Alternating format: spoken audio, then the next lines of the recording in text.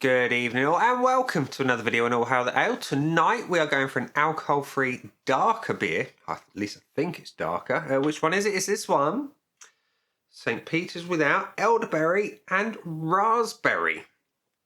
And for those of you who've watched the channel previously, you've seen that I've tried the regular St. Peter's Without and the gold version, and I was not a big fan. There was definitely something unique and Weetabixy about them that I hope is not going to be present in this one. So yeah, it's completely and utterly alcohol-free at 0.0% and it is flavoured with elderberry and raspberry. And it says on the back, an alcohol-free beer with a sweet, tangy and pleasant fruitness of elderberries and the lingering taste of raspberries. A full-bodied and well-balanced beer with a smooth, subtle, sharp bitterness. So yeah.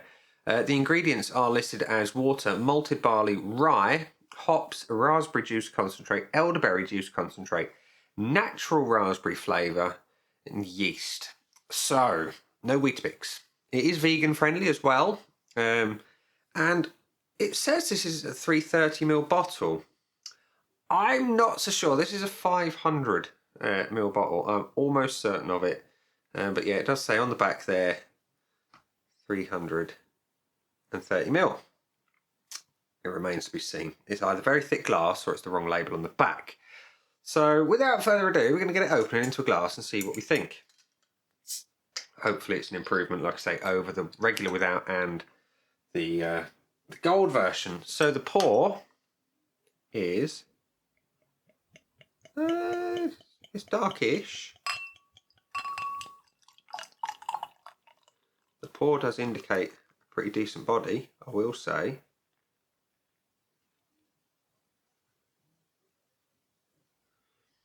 And that's definitely a 500. That is quite a good looking beer. You've got it's an amber colour with a little bit of red mahogany going through it. You've got a well, I suppose an ecru head. There you go. That's it up close. You know. It's dark behind me, so it looks really, really dark. It's not as dark as it kind of looks on camera. But, yeah, it's otherwise clear, well carbonated, nice head on it. I will say it looks good. Does it smell good? Let's find out. Ah, it's got that Weetabixy smell. It has. It's got that same smell as a regular without and the gold. Like soaring malt loaf, which oddly doesn't translate well to beer. Not getting the fruit. I'm not getting the fruit. I'm just getting that Weetabixy malt thing that I'm really not a fan of. Well, it looks good. It smells unpleasant to my nose. Like I say, I'm not a fan of it. You might well be, and I have read posts where people do enjoy it. There are not many of them, but there are some. Does it taste any better than it smells? Let's find out.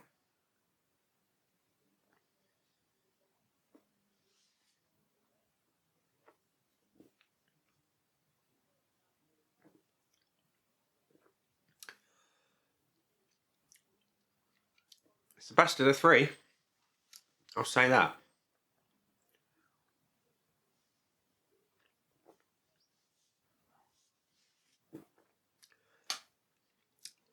Let's go with what it says on the bottle first of all. It is well bodied. It's a bit more than medium. Smooth delivery on the mouthfeel. It really is nice. The carbonation is spot on.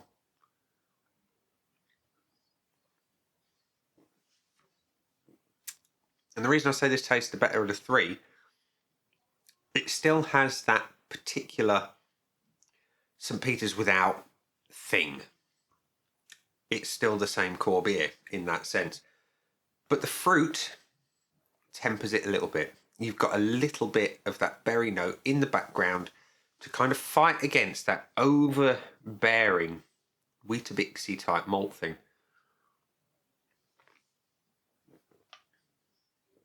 You don't get the berries on the nose. You do get it on the palate. The sharpness of the raspberry really does come through. The elderberry, yeah, I'm not a fan of elderberries, so I don't eat them much.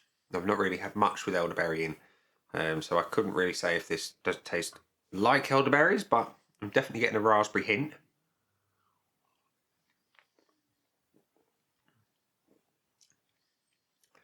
Yeah, it's definitely better than the other two by quite some margin. Well-bodied. It's got a bit of berry notes in the background. It has got that subtle bitterness on the back end, and it is subtle. And yeah,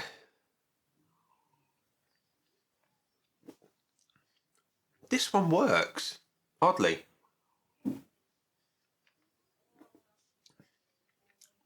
Quite oddly, it works well.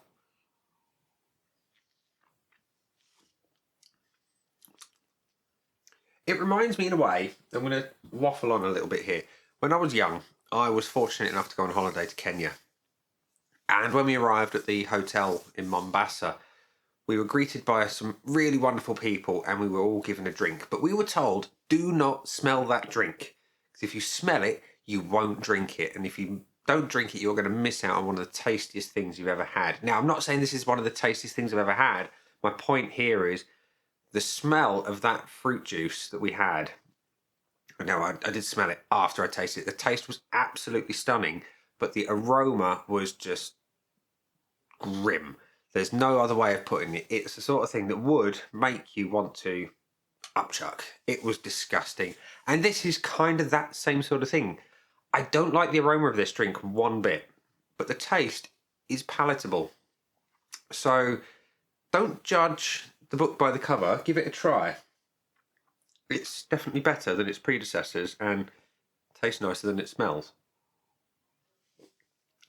So yeah, let's consult some scoreboards of joy. Firstly, the Untapped Aid Memoir, which says it's only been a paltry 53 check-ins and it has an average of 2.42, which is distinctly average. It's slightly lower than the middle at 2.42. But what does my currently blank scoreboard of joy say? Well, the looks, you know, it was a good-looking beer. It's a lovely colour. It held a nice head. You know, I like the look of that beer.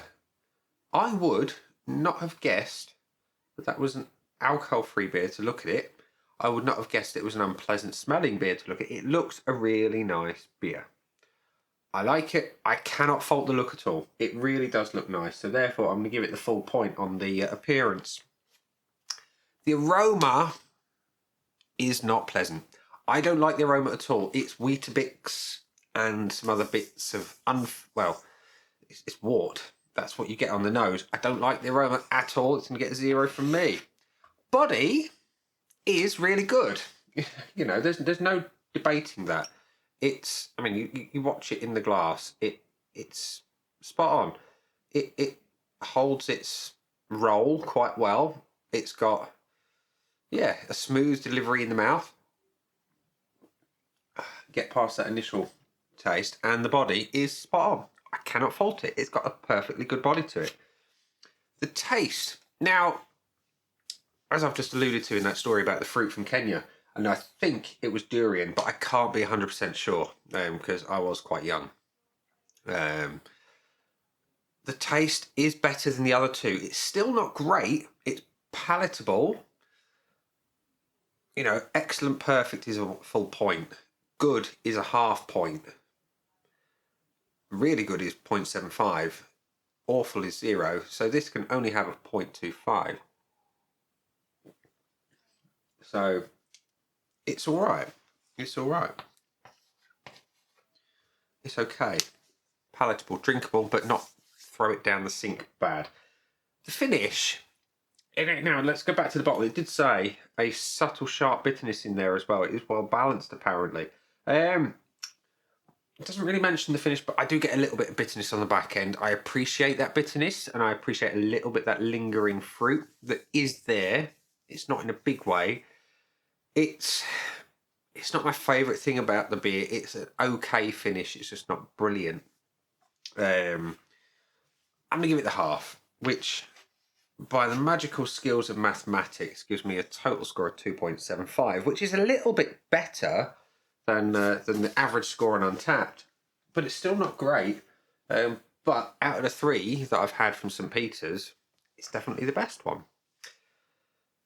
Doesn't say a lot though. But there we go. It's not for me. It's not going to be one that many people, I think, will say they like, unless you like that particular malty, warty thing that it's got going on. Let me know in the comments section below if you've tried it and what you thought of it. Indeed, any of the St. Peter's stuff. Check out the other videos on the channel from the St. Peter's Brewery. I'll link them somewhere at some point in the video, up the top and one of the corners. I forget which one it is. But yeah. Not for me, not the greatest.